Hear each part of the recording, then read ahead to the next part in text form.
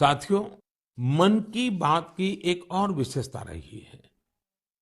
मन की बात के जरिए कितने ही जन आंदोलन ने जन्म भी लिया है और गति भी पकड़ी है। जैसे हमारे खिलौने, हमारी टॉय इंडस्ट्री को फिर से स्थापित करने का मिशन मन की बात से ही तो शुरू हुआ था। भारतीय नस्ल के श्वान, हमारे देशी डॉग्स, उसको लेकर जागरूकता बढ़ाने की शुरुआत भी तो मन की बात से ही की थी।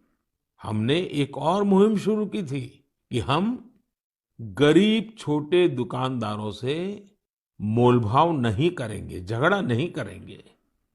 जब हर घर तिरंगा मुहिम शुरू हुई, तब भी मन की बात ने देशवासियों को इस संकल्प से जोड़ने में खूब भूमिका निभाई।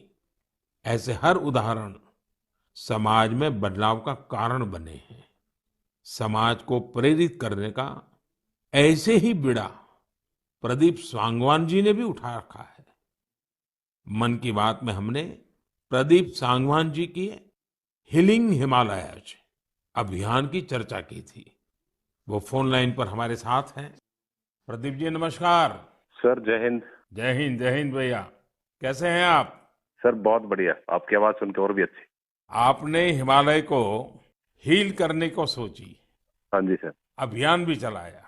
आजकल आपका कैंपेन कैसा चल रहा है? सर बहुत अच्छा चल रहा है। 2020 से ऐसा मानिए कि जितना काम हम 5 साल में करते थे, अब वो 1 साल में ही हो जाता है। अरे वाह।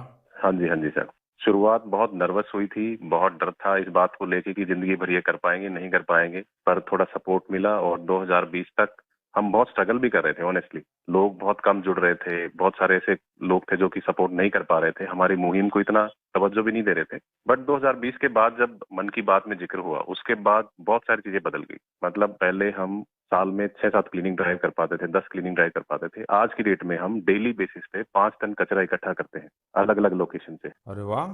मन की बात में जिक्र होने के बाद आप सर बिलीव करें मेरी बात को कि मैं ऑलमोस्ट गिव अप करने की स्टेज पे था एक टाइम पे, और उसके बाद फिर बहुत सारा बदलाव आया मेरे जीवन में और चीजें इतनी स्पीड अप हो गई कि जो चीजें हमने सोची नहीं थी।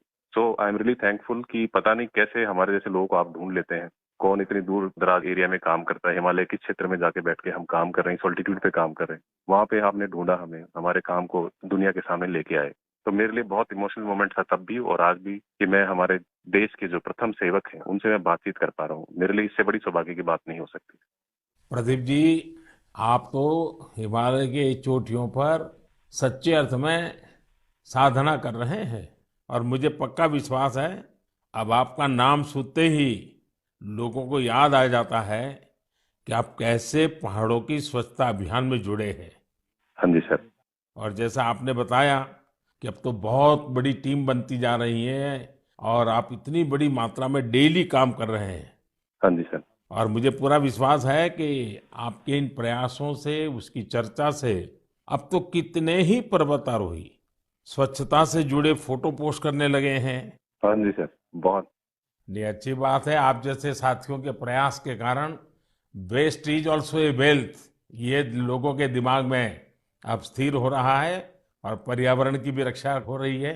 और हिमालय का जो हमारा गर्व है उसको संभालना, संवारना, वो सामान्य मानवी जुड़ रहा है। प्रदीप जी, बहुत अच्छा लगा मुझे। बहुत बहुत धन्यवाद भैया।